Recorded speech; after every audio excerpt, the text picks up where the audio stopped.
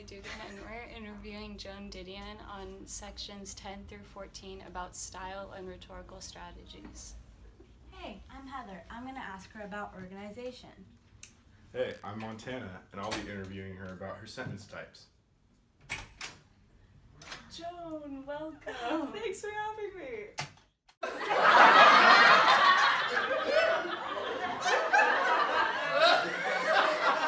How did you use elements of style to achieve a purpose?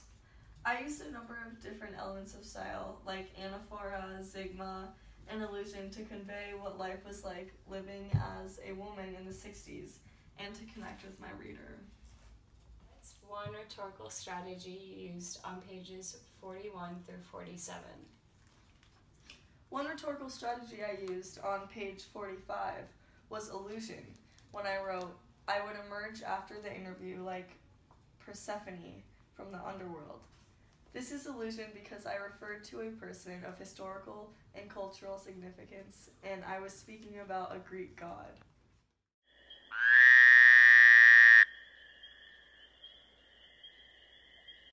Hey, so what was the structure you used in section 10 of the White Album?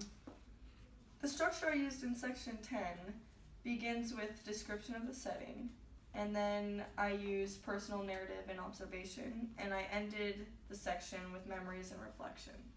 Thank you. How did you organize section 11?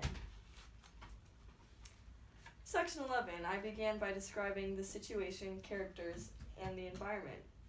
I then discussed personal information and thoughts that connected my ideas. And then I finished off by mixing in a little narrative. What did you do in section 12? Section 12, I introduced with definition. I then made a personal connection in the middle.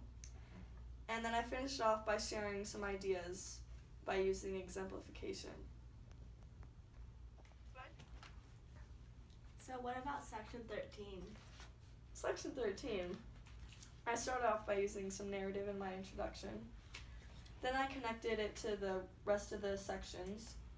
And I finished off by asking the reader a question.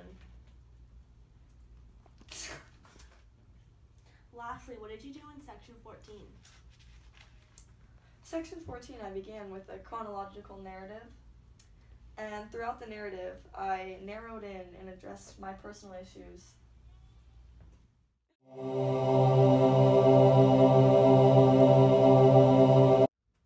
So Joan, tell me, what was your purpose within the section? My purpose within the sections was to convey to the reader my experiences while investigating the murders at Sharon Tate Polonsky's home, as well as other interactions during this time. What strategies did you employ to achieve this purpose? To achieve this purpose, I used a number of different strategies.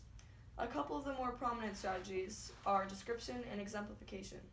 For example, description is used on page 41 at the beginning of section 10 when I say, we put Lady Lay Lay on the record player and Suzanne. We went down to Melrose Avenue to see the flying burritos. There was a jasmine vine grown on the veranda of the big house on Franklin Avenue. And in the evenings, the smell of jasmine came in through all the open doors. Rely on any other strategies more than another?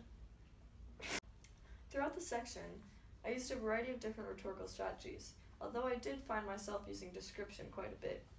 I believe this strategy did the best job of conveying my purpose to the reader. What strategies did you employ to achieve this purpose? The strategies that I chose to use in my sections helped convey my purpose. For example, when I used exemplification on page 44, when I start by saying, try these on. This passage talks about Kennedy's death and the buying of the short silk dress at Ranchoff's in San Francisco. This example allows my reader to see a clear example of what I was going through at this time as a woman.